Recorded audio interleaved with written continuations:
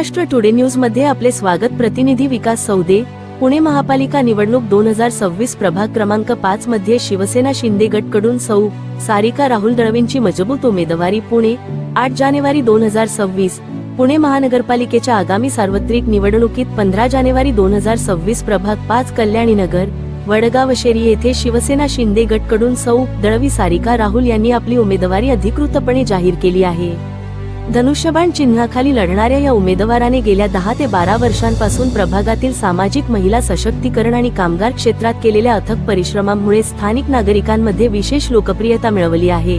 सौ सारिका दळवी यांनी आपल्या प्रचार पत्रकात म्हटले आहे की आम्ही स्वच्छ पाणी, पुरेशा रस्ते, ड्रेनेज व्यवस्था, आरोग्य, शिक्षण आणि सुरक्षित वाहतूक यांसारख्या मूलभूत गरजांसाठी सतत संघर्ष करत आहोत।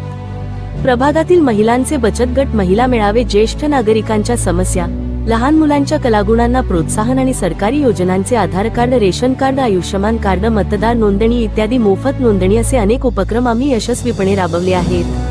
प्रभागातील नागरिकांच्या पाठिंब्यावर विश्वास ठेवत त्यांनी सांगितले, आम्ही सामान्य घरातील कार्यकर्ते आहोत आणि प्रभागाचा सर्वांगीण विकास करून प्रत्येक नागरिकाचे जीवन सुखकर बनवण्याचा निर्धार केला आहे। आपला आशीर्वाद आणि प्रोत्साहन मिळाल्यास आम्ही हे वचन नक्की पूर्ण करू। प्रभागातील स्पर्धा तगडी।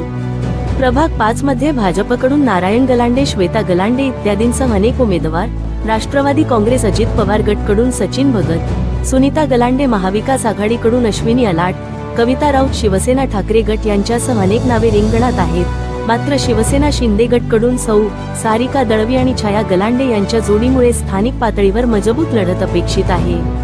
नागरिकांनी धनुष्यबाण चिन्ह दाबून प्रचंड बहुमताने विजयी करण्याचे आवाहन करताना सौ दळवी म्हणाल्या, प्रभागातील प्रत्येक व्यक्तीच्या समस्या ऐकून त्यावर ठोस उपाययोजना करणे हेच आमचे ध्येय आहे।